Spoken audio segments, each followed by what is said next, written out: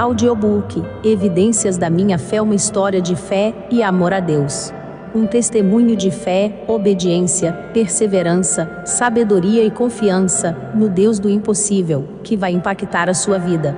Evidências da Minha Fé, Irmã Normânia Câmara de Araújo, que a sua vida seja impactada e sua fé fortalecida através do testemunho narrado desta obra.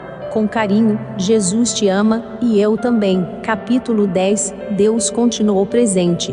Aos 18 anos, Elizabeth foi acometida de dores no ventre, e levei-a ao posto de saúde. Lá foi medicada e liberada para casa.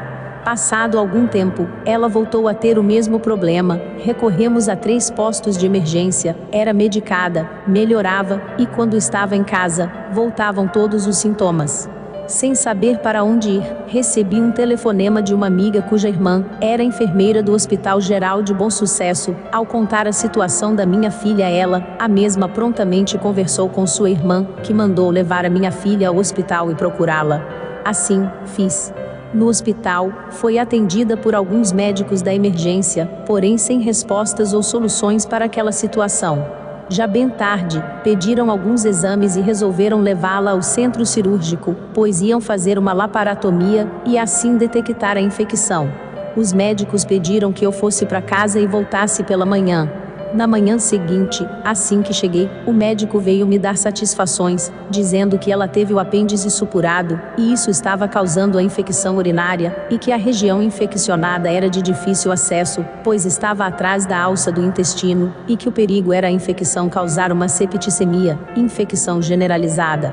Graças a Deus, o procedimento foi realizado com êxito e, mais uma vez, o Senhor, o Deus presente, salvou a minha filha da morte. Glória a Deus. Capítulo 11. Todas as coisas contribuem juntamente para o bem daqueles que amam a Deus, daqueles que são chamados por seu decreto. Romanos capítulo 8, versículo 28. Fui convidada para fazer um retiro espiritual, durante o carnaval, na cidade de Teresópolis, por uma irmã que tem uma casa lá. Fomos com um grupo de 3 pessoas. Na quarta-feira de cinzas, meu esposo foi nos buscar, e levou consigo minha mãe na fé, irmã Isaura, e mais 2 sobrinhas pequenas dela. Na ida, o pneu furou, meu esposo trocou, porém, por ser feriado, não teve como consertar aquele pneu furado. Viemos então, embora com a Brasília mais pesada, e, quando estávamos descendo a serra, aconteceu o previsto e mais um pneu havia furado. Meu esposo entrou por um atalho, a fim de chegarmos mais rápido em casa. No final daquele atalho, havia uma tendinha e perguntamos ao responsável por ela se havia algum borracheiro por perto. Ele nos respondeu: só daqui a 3 quilômetros, mas hoje está fechado. A essa altura, as crianças já estavam com fome e sede, mas naquela tendinha, não havia nada, e o rapaz deu água para as crianças da sua própria casa. E agora, o que fazer? Olhei para as minhas colegas, e perguntei: quem crê que o Senhor pode nos enviar socorro? Só uma que, mesmo sendo crente, duvidou. Oramos. Meu esposo começou a tirar o pneu, e, nesse instante, entrou um carro naquele atalho, e ainda direcionou os faróis para iluminar aquele lugar. O tal carro foi parando, e, ao chegar perto do meu esposo, perguntou o que estava vendo.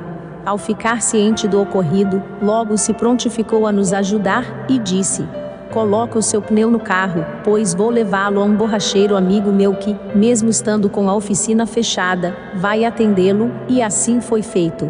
Assim que saíram, perguntei ao rapaz quem era aquele moço, e ele me disse que era um médico, dono de uma fazenda ali perto, uma pessoa muito boa. Disse ainda que só não estava entendendo a presença dele ali, pois todo final de semana ele vinha apenas para realizar o pagamento dos funcionários, e isso já havia sido feito.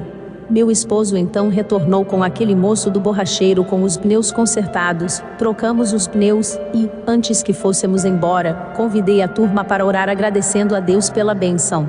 Na hora em que ele ouviu, nos perguntou: vocês são crentes? Sim, respondemos.